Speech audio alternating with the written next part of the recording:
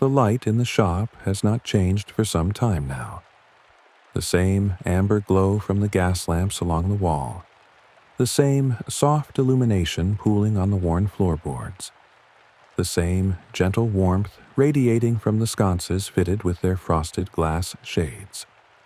The air is still. The shelves stand quiet, laden with their rows of volumes, spines pressed together, leather and cloth. Gilt lettering catches the lamplight in places, releases it in others. Dust motes hang suspended in the beams that slant through the tall windows, barely moving, drifting without purpose through the golden stillness. He crosses to the shop door, his footsteps soft on the floorboards, each step making almost no sound. The door stands open slightly, held back by the brass hook mounted to the wall. Beyond it, the November fog presses close against the glass, turning the street lamps into dim halos of yellow-gray light. He reaches for the small painted sign that hangs from the door handle. It is made of wood, rectangular, and suspended by a thin cord. One side reads "Open" in careful black lettering. The other, turned inward, reads "Closed." He lifts the sign, feeling the weight of it, the smoothness of the painted surface beneath his thumb, and turns it slowly. The word "closed" now faces outward, toward the street. He lets it hang, the cord settling back, with the faintest creak of fiber against metal. The door is heavy. Solid oak, dark with age and polish, fitted with panels that gleam softly even in the dim light. He unhooks it from the wall and pushes it closed, feeling the weight of it in his palms, the slight chill of the wood that has cooled now that evening has come. The door moves slowly on its hinges, well-oiled, nearly silent except for the softest creak. The gap narrows. The slice of gray street, visible through the opening, grows thinner. The muffled sounds from outside, distant hooves on cobblestones, a far-off voice, the general murmur of the city, grow quieter still, more remote, as though receding down a long corridor. The door meets the frame with a soft, solid sound, a gentle thud that travels through the wood and into his hands, a sound that speaks of weight and security, and the sealing of an interior space against the world beyond. The key is already in the lock, turned to the unlocked position, waiting. He closes his fingers around it, an old brass key, worn smooth by years of use, warm from his touch. He turns it slowly, feeling the resistance at first, then the give as the internal mechanism shifts. Metal slides against metal. Pins lift. The bolt begins to move. There is a final click as the bolt slides fully into its housing in the doorframe, and the turning stops. He releases the key. The door is locked. He turns to the windows. They are tall, reaching nearly from floor to ceiling, divided into many panes by thin strips of dark wood. Outside, the fog has thickened. It obscures the street lamps, transforms the world beyond into suggestion rather than certainty. A persistent rain falls. Inside, the heavy velvet curtains wait. They are a deep burgundy that appears almost black in the low light, hanging from brass rings on brass rods. The fabric gathered in deep folds that pool slightly where they meet the floor. He reaches for the first curtain, his fingers grasping the edge of the velvet. The fabric is thick, dense, with a slight nap that catches against his skin. He draws the curtain across the window, moving without haste. The brass rings slide along the brass rod with a soft, rhythmic sound. A gentle whisper of metal on metal, measured and even. The velvet travels its track. The The window is covered. The gray fog is hidden. The interior space grows more enclosed, more separate. He moves to the second window. Again, he grasps the velvet. Again, he draws it slowly across the rod. The rings slide. The sound repeats, the same gentle whisper, the same rhythm. The curtain settles into place, and the light in the shop grows softer still, more amber, more contained, held now entirely within these walls. The third window, the fourth. Each curtain drawn with the same unhurried motion, the same sound of rings on brass, the same quiet closing of the world outside. His hands know the weight of the fabric, know how much force to use, know when to let the curtain fall into its final position. The movements are practiced, familiar, requiring no thought. The last curtain is drawn. The windows are covered. The shop is sealed. The fog, the rain, the street, and the city beyond exist now only as something distant, something that no longer concerns this interior place. The lamplight glows steady. The shelves hold their books. The air settles further into stillness, into warmth, into the particular quiet that belongs to this space alone. His coat is still damp. He can feel it as soon as his fingers find the collar. The wool heavy with the rain that clung to him from his earlier walk back from the post box. The fabric is cool where it touches the back of his neck, slightly stiff where moisture has begun to settle into the weave. The buttons are small and stubborn, bone discs sewn tight, and his fingers work them free one by one, feeling the resistance of the wet buttonhole against wet thread, the slight tug required to slip each one through. The first button releases, the second, the third. The coat begins to open, and the warmth trapped beneath it, warmth from his body, from the day's movement, rises and disperses into the cooler air of the shop. He shrugs the coat from his shoulders.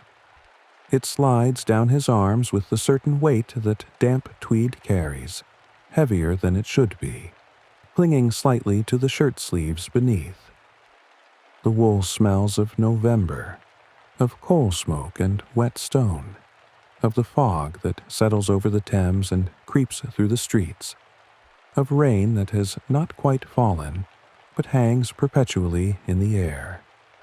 He catches the coat as it comes free, folding it over his forearm, feeling the dampness seep through the thin cotton of his shirt sleeve, cold against his skin. There is a coat stand near the door, a tall wooden piece with 6 hooks radiating from a central post. The wood is dark and smooth from years of use. He crosses to it, his footsteps soft on the floorboards, and lifts the coat onto the highest hook, arranging it so the shoulders rest evenly, so the weight distributes itself without pulling the stand off balance. The coat settles with a soft sound, fabric against wood, and he smooths the lapels once with his palm before stepping back. A cardigan hangs on the hook below. Gray wool, soft from washing, the ribbing at the cuffs and hem slightly stretched, the buttons mismatched, where one was replaced some months ago, with something close but not quite identical. He lifts it down, feeling the lightness of it compared to the coat. He slips his arms into the sleeves, one at a time, feeling the familiar give of the ribbing as it passes over his hands, over his wrists. The cardigan settles onto his shoulders. He works the buttons closed, 5 of them, larger than the coat buttons, easier to manage, and the warmth begins immediately, subtle but present, wrapping around his torso, his arms, chasing away the chill that the damp coat left behind. The kettle waits in the back room, through the doorway behind the counter. He moves toward it without thinking, his feet knowing the path, his body adjusting to the slight unevenness in the floorboards where the wood has settled over decades. The back room is smaller, dimmer, lit by a single lamp on the shelf above the narrow work table. The kettle sits on a small spirit stove. Copper dented on one side, the metal darkened with age, except where his hands have polished it bright through repeated handling. He lifts it, feeling the emptiness, and carries it to the small sink in the corner. The pump handle is cold. He works it twice, 3 times, feeling the resistance and then the give as water begins to flow, clear and icy, splashing into the copper belly of the kettle with a bright, hollow sound that deepens as the water level rises. When the kettle is half full, enough for a generous cup and perhaps a second, he stops pumping and carries it back to the stove, setting it carefully onto the iron grate that sits above the flame. The match strikes with a soft scratch against the side of the box. The flame blooms, small and blue-white, and he touches it to the wick of the spirit lamp beneath the stove. The wick catches, and the flame spreads, yellow now, steady, casting a small pool of light upward against the underside of the kettle. He shakes out the match and sets it aside, then turns to the shelf where the tea caddy waits. A tin painted with faded flowers, the lid fitting snug enough to keep the leaves dry and fragrant. He opens the caddy. The scent rises immediately. Bergamot and black tea. The sharp citrus note cutting through the mustiness of the back room, familiar and clarifying. He measures leaves into the small brown teapot that sits beside the caddy, watching them fall. Dark, twisted, curled. Listening to the dry whisper as they settle against the ceramic. 3 spoonfuls. 4. Enough for a strong cup, strong enough to warm from the inside, to carry the day's fog out of his chest, his throat, his thoughts. The kettle has begun to murmur. He can hear it. A soft sound, barely there yet, just the first indication that the water has started its slow climb toward boiling.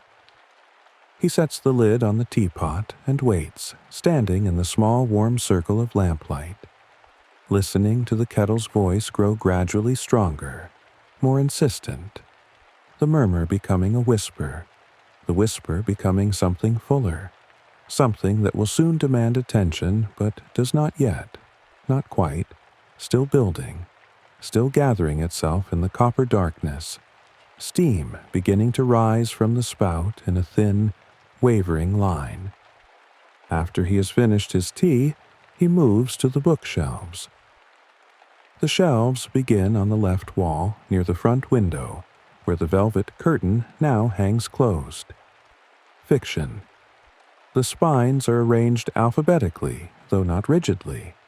Some have drifted over time, nudged out of place by browsing hands, by books returned to nearly the right position, but not quite. He moves along the shelf slowly, his eyes tracking the rows, his fingers reaching out now and then to ease a volume back into alignment. A cloth-bound novel has slipped forward, its spine protruding beyond its neighbors. He touches it, feeling the texture of the fabric beneath his fingertip, and presses it gently back until it sits flush with the others. The sound is soft. Cloth against wood. A whisper of friction, then stillness. Further along, a leather-bound collection has tilted slightly, leaning against its neighbor at an angle that will, in time, strain the binding.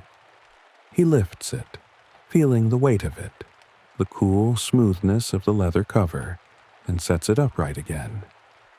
The shelf beneath makes no sound as the weight redistributes. He continues. His hand trails along the edge of the shelf, fingertips brushing the wood, collecting a fine layer of dust that he brushes away absently against his cardigan. The second shelf is lower. He bends slightly to see the titles better, though he knows many of them already, has shelved them himself, has recommended them to customers whose faces he no longer quite remembers, but whose questions he does. A thin volume has fallen onto its side. He picks it up, turns it in his hands once, sets it back upright, between two larger books that will hold it steady. The pages inside shift with a soft sound like breath. He straightens and moves to the travel section, against the far wall near the corner, where the lamp casts less light. Here the shelves are crowded with atlases and guidebooks, volumes bound in dark green and brown leather, maps folded into pockets in the end papers. A small terrestrial globe sits on the shelf at eye level, the brass meridian ring slightly tarnished, the painted countries faded in places from sunlight that no longer reaches this corner. He touches the globe, steadying it on its wooden stand, then turns it slowly. The sphere rotates beneath his palm with a faint, mechanical whisper. Continents drifting past.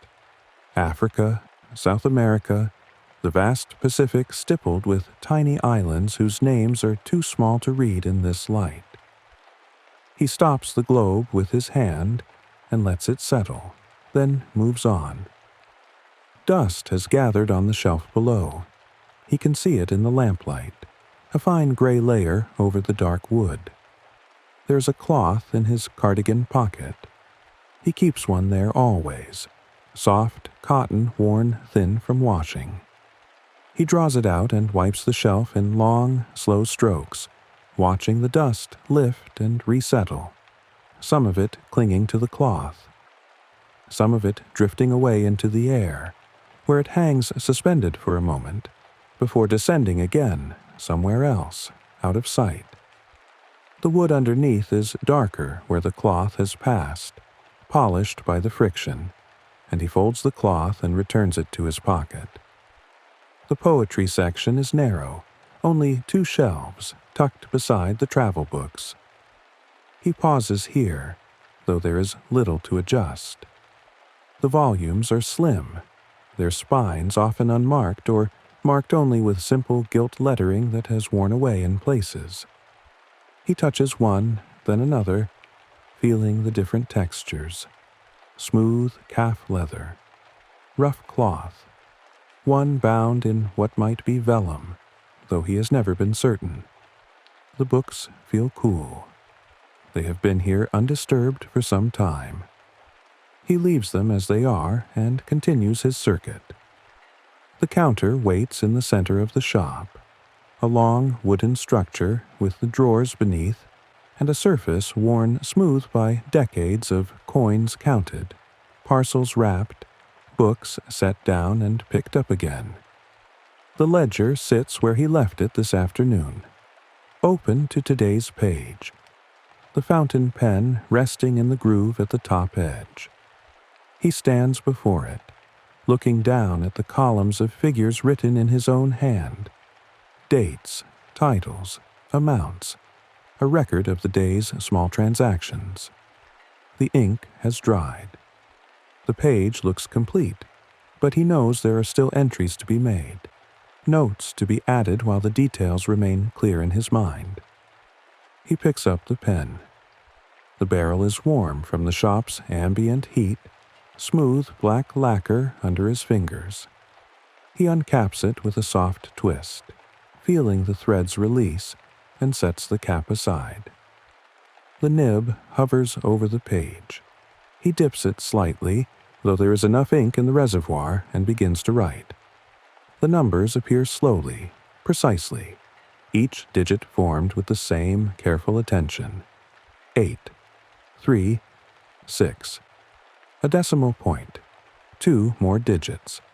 The pen makes a soft scratching sound against the paper, a sound that fills the silence, that becomes the only sound for a moment, regular and rhythmic. He pauses, lifts the pen, reads what he has written, sets the pen down again, and turns back a page to check a previous entry, his finger tracing down the column until he finds the figure he seeks. He nods to himself, though there is no one to see, and returns to the current page. He lifts the pen again. More figures, a brief notation in the margin, a customer's name, a title set aside for collection. The ink flows smoothly. The nib does not catch. He has filled this pen so many times that he knows by the feel of it how much ink remains, knows when the flow will begin to thin and falter, though it does not do so yet. He writes, pauses, writes again. The page fills slowly, and he does not hurry it. When the entries are complete, or complete enough for now, he caps the pen and sets it back in its groove. The ledger remains open. He will close it later before he goes upstairs, but for now it can wait.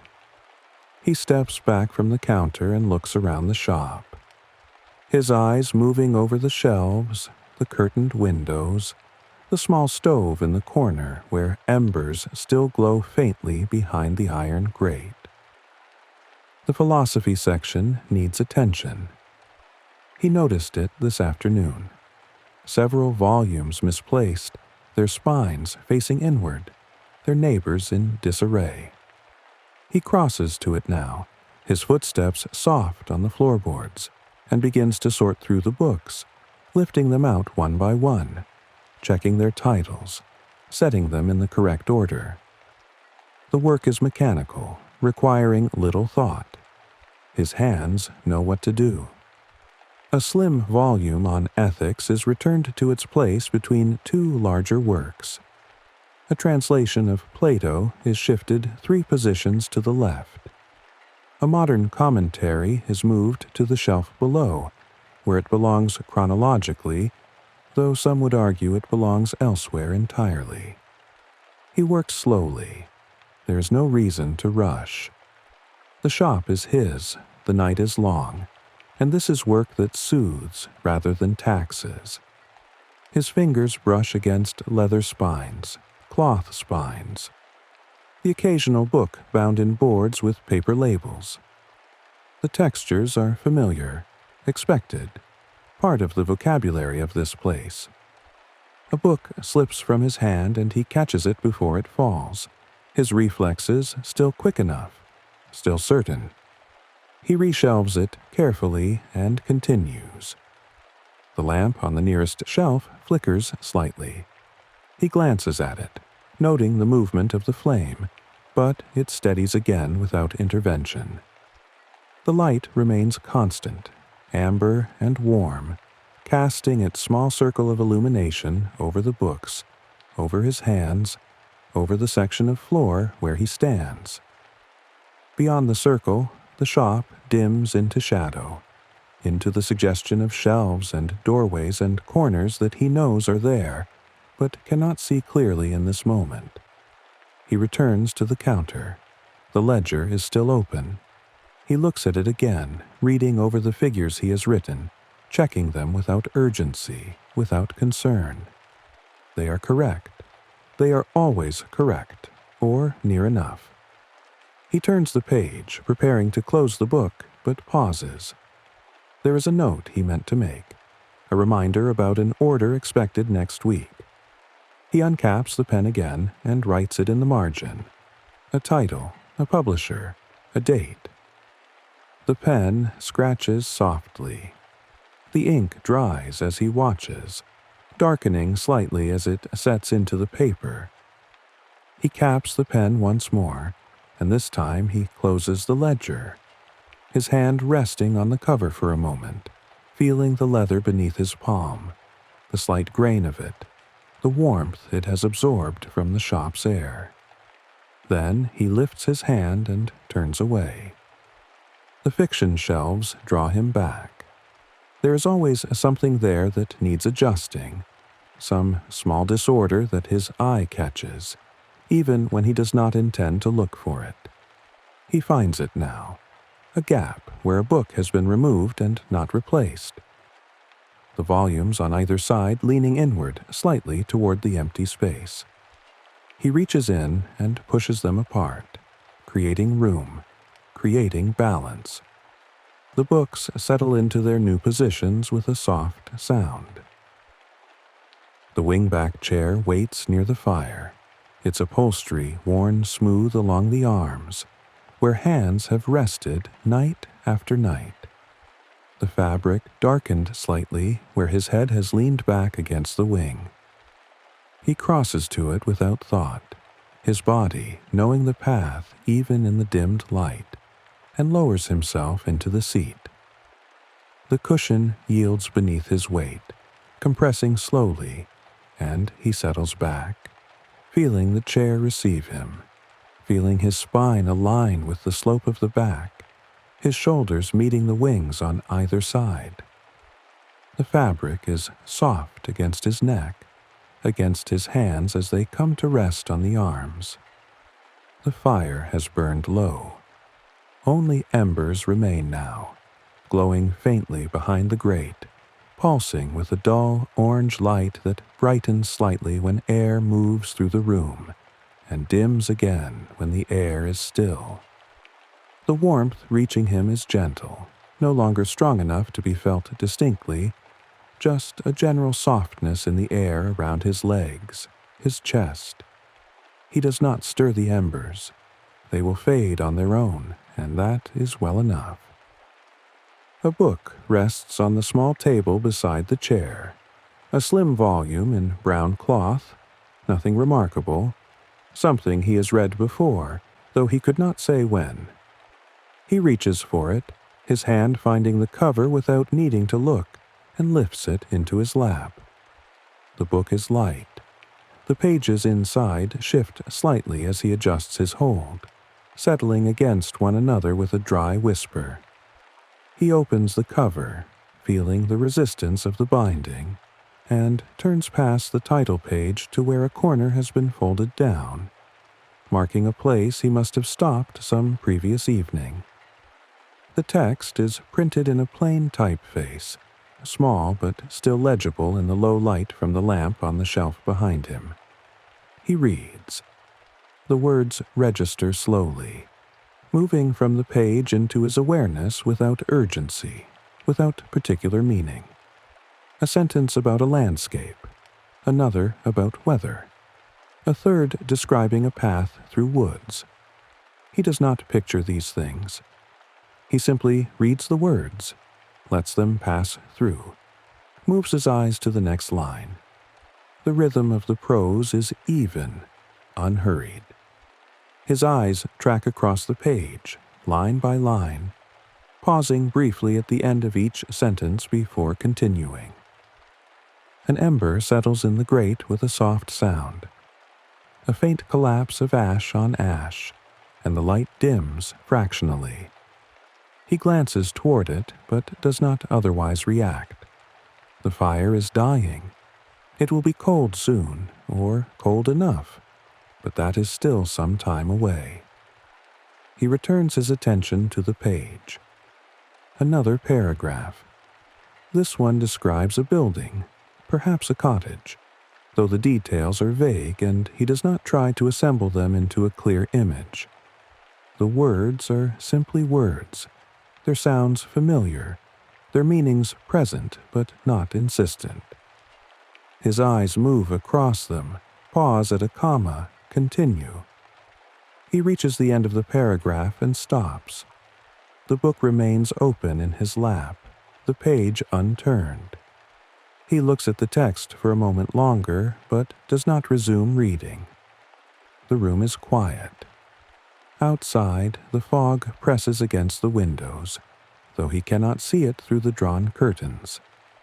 Inside, there is only the faint glow of the embers, the steady light from the lamp, the settled darkness that fills the spaces between. His hands rest on the book, fingers loosely curled against the cloth cover. He does not turn the page. After a time, he could not say how long, he closes the book without marking the place, feeling the pages compress, feeling the cover meet with a soft sound. He sets it back on the table beside the chair, his hand releasing it, returning to the armrest. His head settles back against the wing of the chair. The fabric is cool at first, then warms where his skin touches it. His eyes remain open, looking toward the fire, though there is little to see now. Only the dull glow of embers sinking into ash, the faint suggestion of heat that no longer reaches him as warmth, but simply as presence. The light from the lamp behind him casts his shadow forward, long and soft-edged, falling across the floor and fading into the dimness near the hearth. He blinks, his eyes close, and they remain closed. The room continues around him. The shelves in their rows, the books in their places, the curtains drawn against the windows, the locked door, the rain outside. The embers dim further. The lamp burns steady. His breathing slows, evens, becomes part of the room's quiet, indistinguishable from the stillness that has settled over everything, that asks nothing, that holds without grasping. That remains. The rain reaches the windows as a soft sound, barely there, just the faintest brush of water against glass. The drops tap against the tall panes in no particular rhythm, each one arriving when it arrives, striking the glass and sliding down, leaving thin trails that catch the lamplight for a moment before disappearing into darkness. The sound is quiet. It does not intrude. It simply adds itself to the stillness, another layer, another voice in the room's ongoing quiet. The embers have dimmed further. They no longer glow with any brightness, only a dull red buried beneath ash, fading slowly, taking their time. The warmth they gave has dissipated. The air in the shop has cooled, though not uncomfortably. It simply is what it is, cool, still, held within these walls, beneath this ceiling, between these shelves. The lamp on the shelf continues burning. The flame has not changed. It will burn as long as the oil lasts, and there is enough oil. The light it casts remains the same, amber, soft, reaching only as far as it has reached all evening. The shadows have not moved. The books remain where they are, their spines dim in the low light, their pages sealed within cloth and leather, waiting or not waiting, simply present. The rain continues against the windows, soft, steady, each drop distinct if listened for, but blending into a general whisper when attention drifts. The glass holds the sound, neither amplifying nor muffling it, simply receiving it and letting it pass into the room as something heard, something ongoing, something that asks nothing. He remains in the chair. His eyes are closed. His hands rest on the arms, still, no longer adjusting. His breathing is slow, even, barely audible beneath the sound of the rain. He does not stir. The chair holds him, the fabric soft beneath his head, his weight settled fully now. No tension remaining, no attention required. The shop breathes around him. The shelves stand. The books wait. The floor stretches between the counter and door, worn smooth, dark in the lamplight. The curtains hang closed. The door remains locked. Outside, the fog and the rain blend into something indistinct, something that belongs to the street, to the city, to the world that continues beyond these walls without need of acknowledgement. The rain falls. It strikes the glass. It slides down. It falls again.